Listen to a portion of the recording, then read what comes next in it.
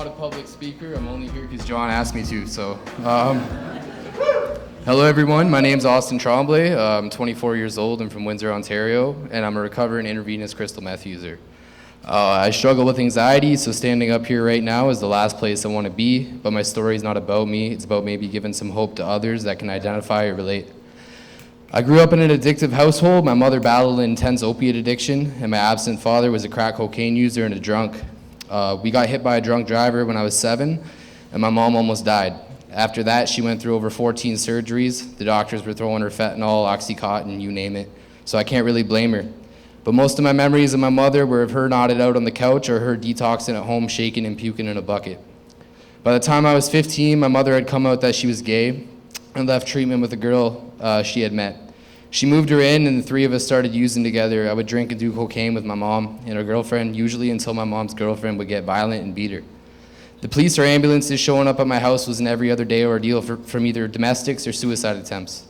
My mother attempted suicide in front of me 3 times before CAS tried taking me, but I was almost 16 at the time, so I just moved out with a friend. Shortly after, my mom had an intervention pulled on her by Intervention Canada, and she went up to BC to go into treatment. I was tricked and not told it was an intervention, so I showed up after another all-night crack binge, and they tried pulling an intervention on me as well. But I wasn't having it and said no. That same year, 10 Windsor cops came into my house, assaulting my mother. When I intervened, I was maced, tased, and beat. To justify what they had done, they arrested and charged me and my mom with resisting arrest, obstruction to justice, and assaulting an officer. After all the mayhem, my mom got clean, I didn't, and the next 8 years were filled with arrests, psych ward visits, blackouts, violence, drug dealing, and eventually homelessness. When I started shooting meth, I lost everything. I lost my car, home, a great job, but most importantly, I lost any self-respect and dignity that I had. I was too paranoid to stay in shelters from the constant meth psychoses, so I found myself when I did sleeping under bridges and parks and shooting up in abandoned houses. I was in detox 9 times last year, and every nurse and doctor in the emergency room knew me on a first-name basis. It got to the point where I wasn't just getting high anymore. It turned into a suicide mission.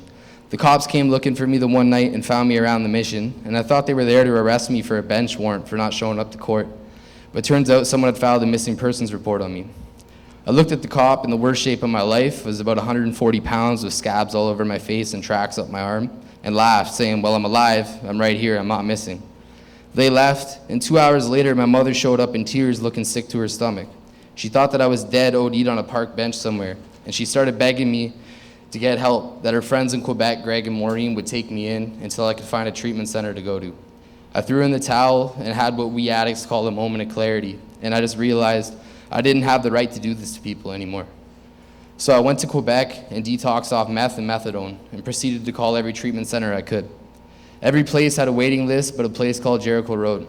Kevin Williams was willing to take me within a couple weeks, so I went, and I owe my life to those that stuck by my side through my anger, aggression, and my relapse. I relapsed halfway through treatment and went missing for a few days, shooting up, and they still took me back. If that's not love, I don't know what is.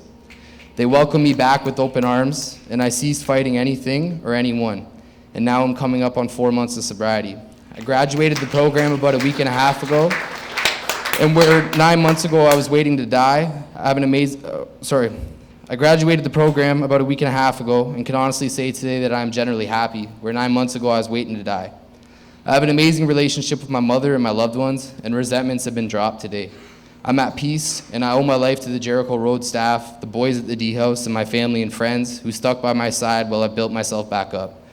I had to suffer a complete spiritual death before I could truly find peace, and I can gladly say I've accepted Christ in my heart today. I'm going back to school come September and have a positive outlook for my future. All the damage I've caused, those wounds have been mended, and I've received nothing short of a new lease on life. These days I focus on what I can do to help others instead of taking, hence why I'm up here speaking right now. I have a lot of dead friends from doing the same thing I was doing, and I question some days why them and not me. But I just have to let go and let God and trust this process.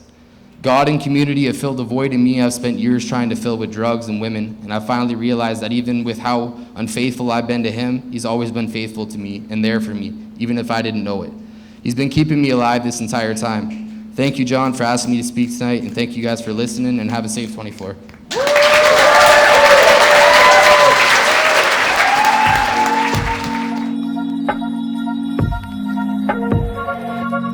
you.